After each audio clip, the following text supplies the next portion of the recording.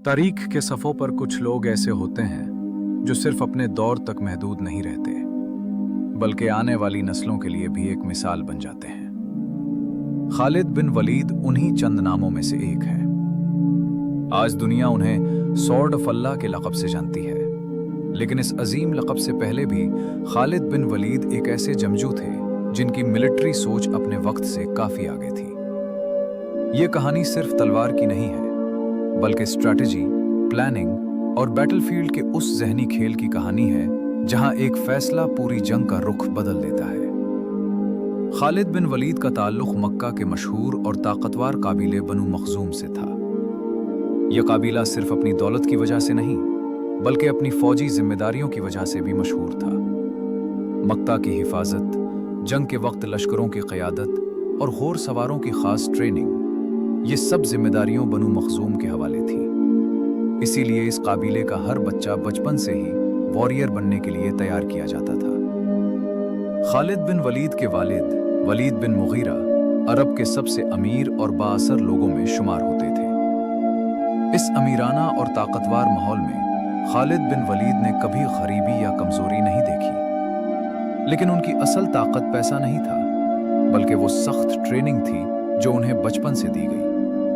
घोर की पीठ पर बेमिसाल कंट्रोल, तलवार और बर्ची का माहिराना इस्तेमाल और सबसे अहम, बैटलफील्ड को पढ़ने की सलाहियत। ये क्वालिटीज उन्हें दूसरे वॉरियर से बिल्कुल मुख्तलिफ बनाती थे।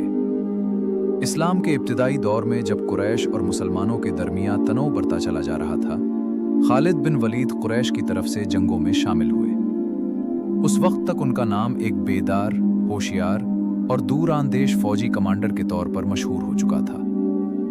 वो सिर्फ लड़ना नहीं जानते थे, बल्कि ये भी अच्छी तरह समझते थे कि किस वक्त कौन सा कदम उठाना जंग का फैसला बन सकता है। Battle of उहुद Khalid bin Walid की मिलिट्री जीनियस का सबसे बड़ा सबूत बनकर सामने आई। इस जंग में उन्होंने कैवलरी को एक ऐसे अंदाज में इस्तेमाल किया जो उस दौर के लिए बहुत नया और हैरत अंगेज था। जब मुसलमानों के कुछ तीरंदाज अपनी मुकर्रर जगह छोड़कर नीचे आ गए, खालिद बिन वलीद ने फौरन मौका पहचान लिया। उन्होंने पीछे से तेज हमला किया और पूरी जंग का रुख पलट दिया। यह सिर्फ ताकत का मुकाबला नहीं था, बल्कि दिमाग का खेल था, और खालिद बिन वलीद इस खेल के उस्ताद साबित हुए। उहुद के बाद भी खालिद बिन वलीद ने कुरैश की तरफ से कई और मुहिम जंगों और मुहिम्मत में हिस्सा लिया। हर जंग के साथ उनका तजुर्बा बढ़ता चला गया, और हर मुहिम के बाद उनकी स्ट्रैटेजी और भी ज्यादा बेहतर होती गई। वो दुश्मन की कमजोरी को देखना जानते थे, और अपनी फौज को बिल्कुल उसी नुक्ते पर इस्तेमाल करना उनका खास अंदाज बन चुका था। लेकिन वक्त के साथ सिर्फ बैटलफील्ड ही नहीं बदल रहा था। खालिद बिन वलीद के दिल और जहन में भी एक खामोश जंग चल रही थी। जिस इस्लाम के खिलाफ वो तलवार उठाए हुए थे, वही इस्लाम उन्हें अंदर से सोचने पर मजबूर कर रहा था। मुसलमानों का डिसिप्लिन, उनका यकीन और उनकी लीडरशिप खालिद बिन वलीद पर गहरा असर डाल रही थी। वो एक ऐसे वॉरियर थे जो सिर्फ दुश्मन को नहीं, बल्कि हालात को भी पढ़ना जानते थे। उन्हें धीरे धीरे महसूस होने लगा कि ये सिर्फ एक नई कुव्वत नहीं, बल्कि एक ऐसा पैगाम है जो लोगों के दिल और जहन दोनों बदल रहा है। हर जंग के बाद, हर जीत के बावजूद उनके अंदर सवालत जन्म लेने लगे। क्या वो वाकई सही रास्ते पर खड़े हैं? यहीं पर चैप्टर 1 अपने सबसे अहम और फैसला कुन मोड़ पर पहुंचता है। एक ऐसा जंगजू जो इस्लाम के लिए सबसे बड़ा खतरा समझा जाता था, अब खुद हक और बातिल के दरमियान एक बहुत बड़े फैसले के करीब आ चुका था। तारीख की सबसे हैरत अंगेज तब्दीलियों में से एक अब होने वाली थी, और यहीं से शुरू होती है एक नई कहानी। वो कहानी जहां तलवार वही रहती है, लेकिन हाथ बदल जाता है। वो कहानी जहां खालिद बिन वलीद इस्लाम के दुश्मन से इस्लाम। चैप्टर 1 के आखिर पर हमने देखा था कि कैसे एक अजीम वॉरियर जो कल तक इस्लाम के खिलाफ तलवार उठाता था, अब हक और बातिल के दरमियान एक फैसले के बिल्कुल करीब आ चुका था। और फिर वो लम्हा आया जिसने तारीख का रुख ही बदल दिया। खालिद बिन वलीद ने इस्लाम कबूल कर लिया। ये सिर्फ एक मजहबी तब्दीली नहीं थी, बल्कि मिलिट्री हिस्ट्री का एक नया दौर शुरू होने वाला था। एक ऐसा दौर जहां जंग का अंदाज भी बदलने वाला था। इस्लाम कबूल करने के बाद खालिद बिन वलीद ने अपनी जिंदगी का हर हुनर, हर तजुर्बा और हर स्ट्रैटेजी इस्लाम के लिए वक्फ कर दी। वो तलवार जो कल तक मुसलमानों के लिए सबसे बड़ा खतरा थी, आज उनकी हिफाजत बन चुकी थी। और बहुत जल्द दुनिया ने देख लिया कि खालिद बिन वलीद किस कदर खतरनाक, लेकिन इस मर्तबा हक के लिए लड़ने वाले एक बेमिसाल जनरल हैं। Battle of Mutah. Khalid bin Walid की इस्लामी जिंदगी की पहली और सबसे अहम जंग साबित हुई। जब मुसलमान लश्कर अपने 3 अजीम कमांडर्स खो चुका था और फौज टूटने के करीब थी, ऐसे नाजुक वक्त में खालिद बिन वलीद ने क़यादत संभली। उन्होंने सिर्फ तलवार से जंग नहीं लड़ी, बल्कि अपनी स्ट्रैटेजी से एक हारती हुई फौज को महफूज निकल कर लाने का तरीक साज काम कर दिखाया।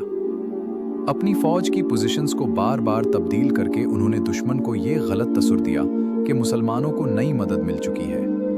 इसी जंग के बाद रसूल अल्लाह ने उन्हें सॉर्ड ऑफ अल्लाह का अजीम लक़ब अता फरमाया। इस लक़ब के बाद खालिद बिन वलीद की जिंदगी फतेह और जंगों से भरती चली गई। फतह मक्का के मौके पर भी उन्होंने अपनी फौजी सोच और डिसिप्लिन का बेहतरीन सबूत दिया। जहां ज्यादातर लोग जज्बात में आ सकते थे, वहां खालिद बिन वलीद ने प्लानिंग और निज़ाम को तरजीह दी।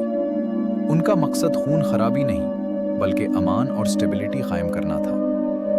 हुनैन की जंग में जब मुसलमान फौज पहले झटके में पीछे हटने लगी और घबराहट फैल गई, उस वक्त भी खालिद बिन वलीद ने अपनी लीडरशिप का लोहा मनवाया। उन्होंने बिखरती हुई फौज को दोबारा संभाला, बैटलफील्ड पर कंट्रोल हासिल किया और मुसलमान लश्कर को फिर से एक कुव्वत बना दिया।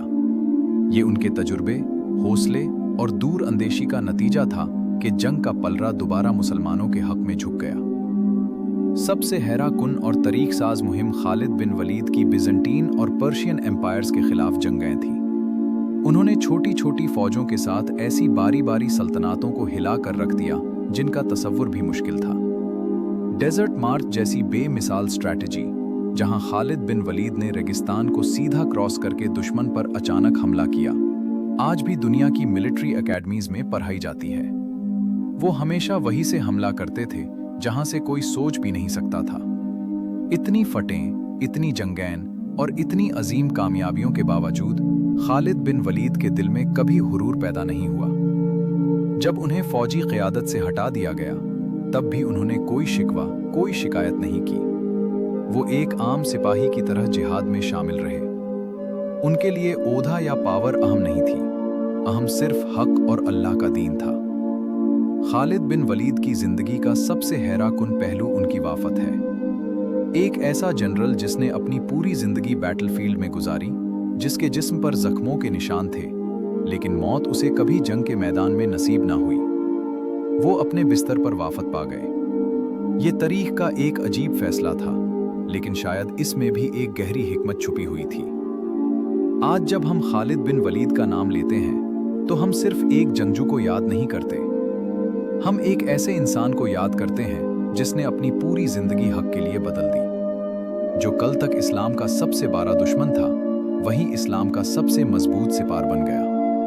और इसीलिए तारीख आज भी उन्हें एक ही नाम से याद करती है, सॉर्ड ऑफ